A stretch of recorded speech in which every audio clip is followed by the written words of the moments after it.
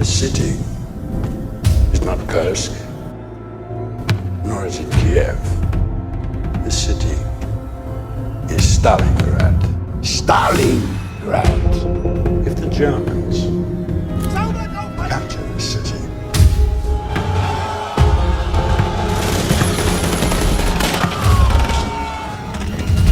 there's another way. A way of courage.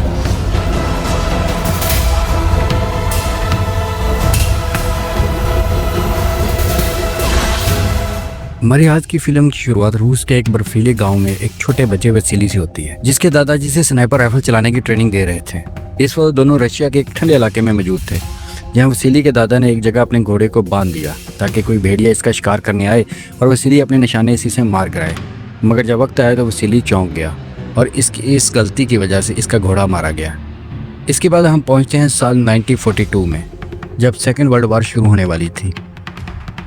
Vasily बड़ा हो चुका था और रशियन फ़ौज में शामिल होकर अपने साथियों के साथ नाजी जर्मन फ़ौज का सामना करने जा रहा था। रशियन फ़ौज एक ट्रेन के ज़रिए जर्मन के शहर जा रही थी। दूसरी तरफ नाजी फ़ौज ने पूरे यूरोप को घेर लिया था। उन्होंने यूरोप के सारे तेल के कुएं कब्जे में ले लिए थे। अब इनका अगला मिशन था रूस पर चढ़ाई करना, लेकिन इनकी सबसे बड़ी रुकावट थी स्टालिनग्राड शहर। जर्मन फ़ौज को सबसे पहले शहर में घुसकर इस पर कब्जा करना होगा। इधर रशिया के फ़ौजी भी जल्द ही स्टालिनग्राड शहर में पहुँच रहे थे। अब रशियन कमांडोज ने फौजियों को हुक्म दिया कि अगर किसी ने भी अपना फर्ज छोड़कर भागने की कोशिश की तो इनके साथ ही इन्हें मार डालेंगे। अगर मौत से बचना है तो इसका एक ही तरीका है, जर्मन फौज को यहाँ से निकालना। जिसके बाद रशियन ऑफिसर्स ने फौजियों को कश्तियों में बैठाकर दूसरी तरफ रवाना किया। उस पार जर्मन फौजी मौजूद थे, रशियन से इनका मुकाबला करने जा रहे थे। तब इनकी नज़र नदी पर पड़ी जो इनके साथियों की लाशों से भरी हुई थी। ये देखकर वो सब बुरी तरह सहम गए। मगर फिर जैसे ही किनारे तक पहुंचने वाले थे तो जर्मन जहाज़ों ने इन पर बम्स और गोलियों से धुआंधार हमला कर दिया। जर्मन जहाज़ों ने काफ़ी फौजियों को मार डाला और रशियंस की काफ़ी कश्तियां डूब गई। मगर खुशकिस्मती से वसीली नदी पार करके किनारे तक पहुंचा। इसके बाद कुछ और कश्तियां भी किनारे तक पहुंचने में कामयाब हो गईं। वहां पहुंचकर अफसरों ने फौजियों को हथियार दिए, मगर लंबी जंग की वजह से इनके हथियार कम पड़ गए थे। इसलिए ऑफिसर्स ने हुक्म दिया कि 2 फौजी एक हथियार इस्तेमाल करेंगे और बाकी फौजियों को जर्मन सिपाहियों को मारकर इनके हथियार छीनने को कहा। इधर वसीली को सिर्फ गोलियां ही मिली थी और इसके दोस्त को बंदूक मिल गई।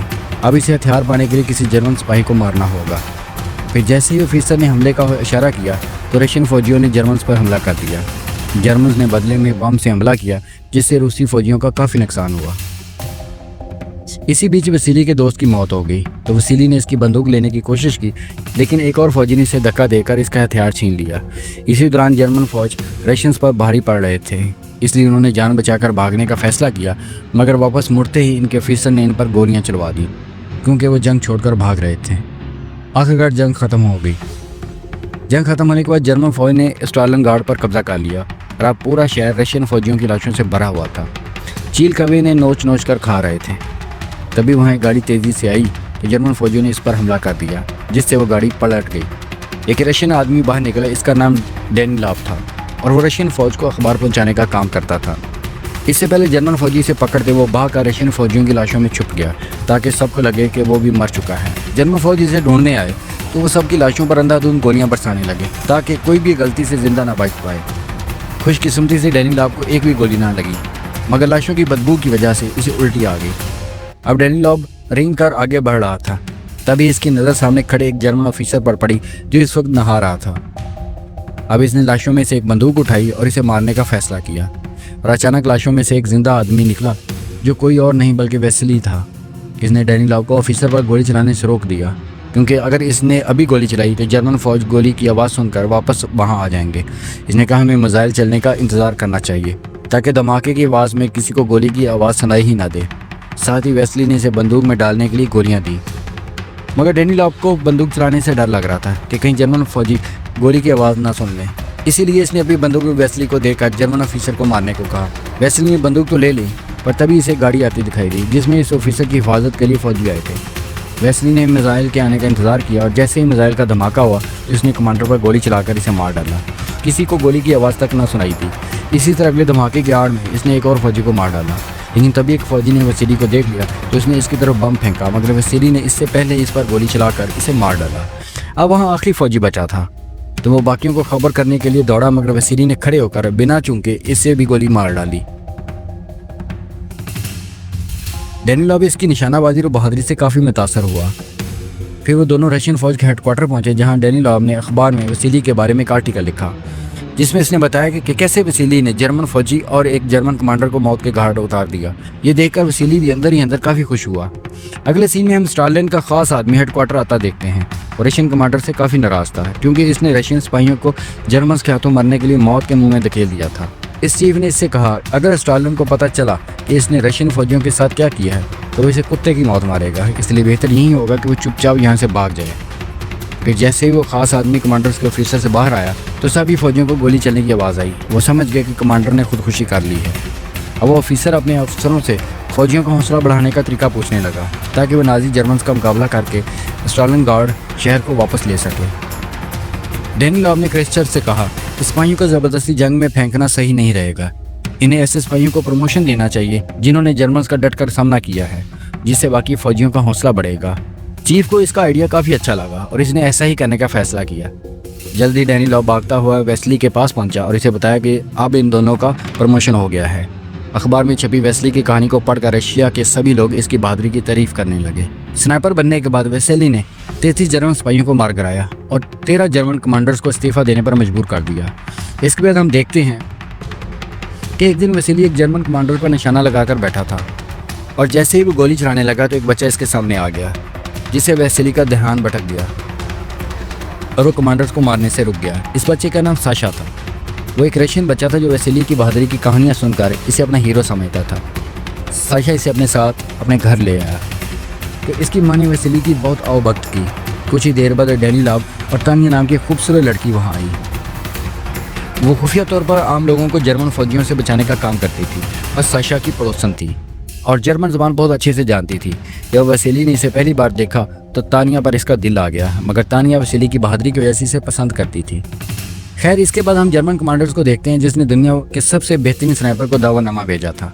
इसका नाम था जेब कॉइन, स्नाइपर की दुनिया का बेताज बादशाह। जर्मन मिलिट्री हेडक्वार्टर पहुंचने पर इसने कमांडर्स न्यूज़ से मुलाकात की और इसे बताया कि एक रशियन स्नाइपर ने इनके कई फौजियों को मार डाला। अब तुम्हें इसको जल्द से जल्द ख़त्म करना होगा, क्योंकि वो एक खतरे की अलामत बन चुका है।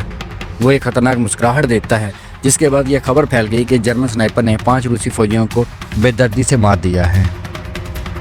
दूसरी तरफ वेस्ली सो रहा था तो इसके दोस्त ने इसे जगाकर बताया कि स्टोरेज की जगह पर कोई परेशानी है। इसने वेस्ली से कहा कि इन्हें बाहर जाकर इस मसले को देखना होगा।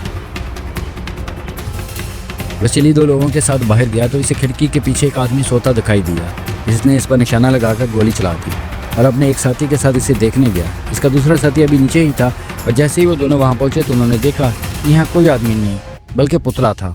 इसी दौरान एक जर्मन स्नाइपर ने पीछे रह जाने वाले इसके साथी को गोली मारकर मार दिया। यहाँ वेस्ली की नज़र ज़मीन पर पड़ी एक सिगरेट पर गई।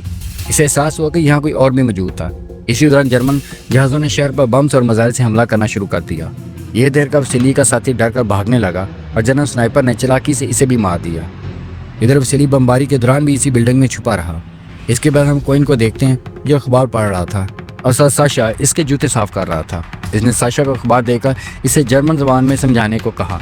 साशा ने बताया इसमें वेस्ली की निशानेबाजी और इसकी बहादुरी के बारे में लिखा गया है। जब इस नादान बच्चे ने बातों बातों में क्वीन को बता दिया कि वो वेस्ली का बहुत बड़ा फ़ैन है और इससे मिल भी चुका है। वहीं दूसरी तरफ वेस्ली मिलिट्री हेडक्वार्टर पहुंचा। वहां उसकी मुलाकात कैलिकॉव नाम के एक और स्नाइपर से हुई, जिसने इसी जर्मन स्नाइपर कॉइन से निशानेबाजी सीखी थी। जल्दी वेस्ली ने डेनिलोव से मिलकर इसे बताया इसके दोनों साथी मारे गए हैं। इसने बताया कि जिस स्नाइपर ने ऊपर से हमला किया था वो बार बार अपनी जगह बदल रहा था, इसलिए वेस्ली से पहचान नहीं सका। तब डेनिलोव समझ गया कि स्नाइपर कोई और नहीं बल्कि क्वीन ही था। डेनिलोव वेस्ली को बताता है कि क्वीन इसके बारे में सब कुछ जानता है और इसे ही मारने के मकसद पर यहाँ आया है। फिर अगले दिन वेस्ली ने ख्वाब में इसी बचपन वाली स्टोरी को देखा जब भेड़िए ने घोड़े को मार डाला था। फिर अचानक कैलिकॉव ने इसे नींद से जगाकर बताया कि अभी इसने एक अंडरकवर स्नाइपर को देखा। अब वो दोनों देखने गए कि माजरा क्या है तो पता चला कि वहाँ दुश्मनों का हमला हुआ था, इसलिए वो जल्दी से बिल्डिंग से बाहर आ गए। इसी दौरान जर्मन फौजियों ने इन पर गोलियां चला दी, लेकिन खुशकिस्मती से वो बचकर भाग निकले। इसके बाद वेस्ली ने सिग्नल की तार काट दी ताकि जर्मन फौजी हेडक्वार्टर में फ़ोन करके और फौजियों को ना बुला सके। फिर वो एक जगह से दूसरी जगह भाग रहे थे कि इनकी नज़र एक जर्मन फौजी पर पड़ी जो सिग्नल की तार ठीक करने की कोशिश कर रहा था। लेकिन ये कोई जर्मन फौजी नहीं बल्कि इनका ही एक साथी था जिसे कोई ने पकड़कर जर्मन फौज के कपड़े पहनाकर इस काम पर लगाया था। और कैलिकॉप ने गलती से अपने ही एक साथी को मार डाला क्योंकि इसे लगा कि वो जर्मन सिपाही है। अब कैलिकॉप और वेसेली फिर से अपनी जगह बदलने वाले थे, पर इससे पहले उन्होंने ये देखा कि कोई आसपास तो नहीं है। उन्होंने एक प्लान बनाकर अपना हेलमेट को खिड़की से बाहर निकाला ताकि क्वीन हेलमेट पर निशाना लगाए और वेसेली को इसकी लोकेशन का पता चल जाए। लेकिन क्वीन बहुत चालाक था, इसने इस पर गोली नहीं चलाई, तो उन्हें लगा कि क्वीन आसपास नहीं है। अब जैसे ही वो लोग दूसरी जगह पर कूदे तो क्वीन ने कैलिकॉप को मार गिराया और वेसेली जैसे तैसे अपनी जान बचाकर हेडक्वार्टर में लौट आया। इसने डेनिलॉव से कहा कि क्वीन को नहीं मार सकता क्योंकि वो इससे बहुत बेहतर स्नाइपर है, मगर डेनिलॉव ने इसे हौसला देकर कहा कि वो क्वीन के बारे में इसे पूरी खुफिया मालूमात लाकर देगा। ये सुनकर वेसेली को थोड़ा हौसला हुआ। दूसरी तरफ क्वीन छोटे बच्चे साशा को मिठाइयाँ देकर इसे वेसेली के बारे में सारी मालूमात इकट्ठी करके चुपचाप इस बिल्डिंग में पहुंच गया जहाँ वेसेली आने वाला था और वहाँ छुप कर इसका इंतज़ार करने लगा। वेसेली भी इतना तो समझ ही चुका था क्वीन अब छुप कर इस पर हमला करेगा, इसीलिए वो वेंटिलेशन पाइप के जरिए आगे बढ़ने लगा। तभी क्वीन को पाइप्स में से किसी की आवाज़ सुनाई दी तो इसने अंदर जो भी है इसके बाहर आने का इंतज़ार किया। जैसे ही वो बाहर आए तो क्वीन ने वेसेली के साथी पर गोली चला दी और उसे बुरी तरह जख्मी कर दिया। वेसेली किसी तरह बचते हुए के इंजन के पीछे छुप गया। साथ ही हड़बड़ाहट में इसके हाथ से इसकी बंदूक भी छूट गई। इसने अपने जख्मी साथी को हेडक्वार्टर वापस लौट जाने को कहा। फिर इसने एक चाकू को रस्सी से बांधकर अपनी बंदूक को वापस खींचने की कोशिश की, लेकिन अचानक क्वीन ने गोली चलाकर इसकी रस्सी ही के ही 2 टुकड़े कर दिए। इसी वक्त जर्मन आर्मी के जहाज़ों ने वहाँ बम धमाके शुरू कर दिए जिस वजह से बिल्डिंग के शीशे गिरने लगे। इनमें से एक शीशे में वेसेली की झलक दिखाई दे रही थी तो क्वीन इस पर ध्यान से नजर रखने लगा।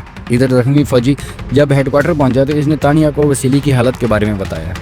जब डेनिलॉव ने देखा कि तानिया किस तरह वेसेली के लिए परेशान हो रही है, वो अपने आप को रोक नहीं पा रही थी। वेसेली की मदद के लिए वेंटिलेशन पाइप से होते हुए इस तक पहुंची। जैसे वो पाइप से बाहर आने वाली थी तो वेसेली ने इसे रोक दिया और तानिया को क्वीन की लोकेशन बताकर इसकी तरफ शीशा मोड़ने को कहा ताकि वेसेली भी इसे देख सके। तानिया ने ऐसा ही किया। इसी पल अचानक वेसेली ने अपनी बंदूक से निशाना लगाकर इसके हाथ पर गोली चला दी। इसके बाद दोनों हेडक्वार्टर लौट आए जहाँ वेसेली की काफ़ी तारीफ हुई क्योंकि इसने एक ही बार में क्वीन पर सही निशाना लगा दिया था। इसके बाद वो डेनिलॉव से मिलने आया और इसने डेनिलॉव को अखबार में अपने बारे में लिखने से मना कर दिया क्योंकि वो भी बाकी फौजियों की तरह गुमनाम रहकर लड़ना चाहता था। इस पर डेनिलॉव ने कहा कि तुम आम फौजी नहीं बल्कि एक बेहतरीन स्नाइपर हो और जब बाकी फौजी तुम्हारी बहादुरी के किस्से सुनते हैं तो इनमें जोश बढ़ जाता है। इसके बाद डेनिलॉव ने साशा को बुलाया जो इनके लिए जासूसी कर रहा था। साशा ने वेसेली को बताया कि जब वो क्वीन के जूते साफ करता है तो इसे पीली धूल दिखाई देती है। इस तरह की मिट्टी खास तौर पर सिर्फ केमिकल फैक्ट्री में ही मिलती है। साशा रशियन फौज के लिए जासूसी करके बेहद खुश था, मगर वेसेली को डेनिलॉव पर गुस्सा आया। ये तो छोटा सा बच्चा है, इसे तो नहीं पता ये क्या कर रहे हैं, तूने इसकी जान को खतरे में क्यों डाल दिया। खैर बाद में साशा वेसेली को इस केमिकल फैक्ट्री में लेकर गया जहाँ क्वीन जाया करता था। जल्दी वेसेली लाशों के ढेर में छुपकर क्वीन का इंतजार करने लगा, मगर थोड़ी देर बाद वो सो गया। इसी तरह क्वीन बिल्कुल इसके सामने से गुजर गया, मगर वेसेली कुछ नहीं कर पाया क्योंकि वो तो सो रहा था। वहीं दूसरी तरफ जर्मन फौज ने शहर पर हमला कर दिया। एक जर्मन फौजी मर चुके फौजियों के पर्स चुरा रहा था तो अचानक क्वीन की नज़र लाशों में पड़े वेसेली पर पड़ी। इसने वेसेली पर गोली चलाने की कोशिश की लेकिन वो सिपाही इसके निशाने के बीच आ गया। बाद में जर्मन फौज ने इस चोर को पकड़ लिया। इन्हें चोर के पास वेसेली का पर्स भी मिला जिसका मतलब ये था कि वो मर चुका है। जिसके बाद अब क्वीन के यहाँ रहने का कोई मकसद नहीं था तो कमांडर ने इसे अपना बैग पैक करने को कहा। वहीं दूसरी तरफ जब रशियन कमांडर्स को वेसेली के मरने की खबर मिली तो वो बौखला उठा। तभी डेनिलॉव ने आकर इसे समझाया कि वेसेली अभी जिंदा है। कमांडर ने कहा अगर फौज तक वेसेली की मौत की झूठी खबर भी पहुंच गई तो इनकी हिम्मत टूट जाएगी। इसलिए कमांडर ने डेनिलॉव को अखबार में वेसेली की बड़ी बड़ी तस्वीरें छापने का हुक्म दिया और इसके बड़े बड़े कारनामे दिखाने की बात की। इसके बाद हम देखते हैं कि डेनिलॉव ने तानिया से कहा कि अब वेसेली कभी भी हेडक्वार्टर वापस नहीं लौटेगा। तो तानिया ने पूछा कि ऐसा क्यों, मगर डेनिलॉव ने यह नहीं बताया कि वेसेली ने ही अपनी मौत की खबर फैलाई है। तानिया ने जब थोड़ी देर बाद जर्मन रेडियो पर वेसेली की मौत की खबर सुनी तो वो बहुत ज़्यादा परेशान हो गई। वहीं दूसरी तरफ क्वीन साशा से अपने जूते साफ करवाने लगा तो साशा वेसेली की मौत की खबर सुनकर रो रहा था, लेकिन क्वीन ने इसे समझाया कि रो मत बच्चे, वो जिंदा है। जिसने साशा से कहा अभी तुम घर चले जाओ, कल सुबह ट्रेन के टाइम पे आ जाओ। और कुछ ही देर बाद साशा ने ट्रेन वाली खबर डेनिलॉव तक पहुंचा दी। सुबह वेसेली भी ट्रेन स्टेशन पहुंचा तो इसे तानिया दिखाई दी। वेसेली से देखकर चौंक गया, पूछा कि तुम्हें ये कैसे पता कि मैं यहाँ हूँ। इस पर तानिया ने बताया कि मुझे तो साशा से पता चला तानिया ने जज्बाती होकर कहा कि जर्मन रेडियो पर तुम्हारी मौत की खबर चल रही थी और मैं जानती थी कि तुम जिंदा हो। इसके बाद दोनों एक दूसरे के करीब आ गए। इधर साशा कोइन से मिलने ट्रेन स्टेशन पहुंचा। कोइन पहले ही इसका इंतजार कर रहा था। इसने हिसाब लगा लिया था कि ये बच्चा रशियन जासूस है। अगले लम्हे तानिया ने अपनी दूरबीन से इतना खौफनाक मंजर देखा कि इसके रोंगटे खड़े हो गए। इसने देखा कि इस मासूम बच्चे यानी साशा की लाश पूरी तरह से एक पाइप से लटक रही थी। वह समझ गई कि कोइन ने ही इसे मारा होगा।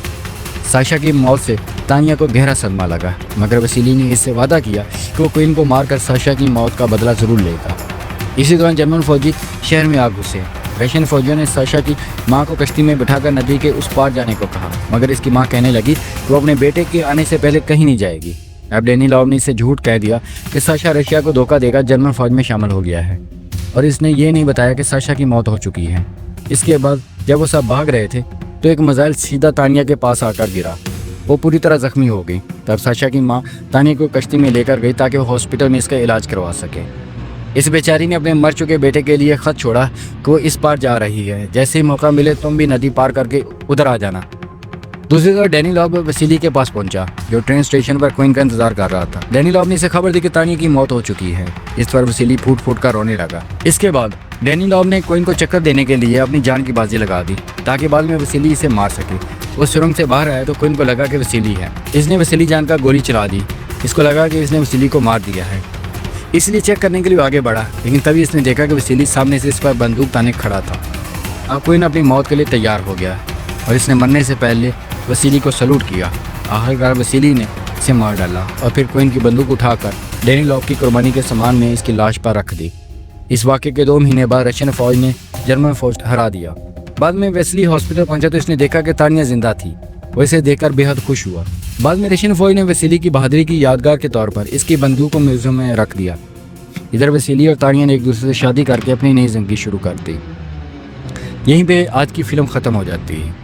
उम्मीद है आपको ये फ़िल्म पसंद आई होगी। मज़ीद अच्छी फिल्म्स के लिए हमारे चैनल को लाजमी सब्सक्राइब करें और बेल आइकन पर क्लिक करें।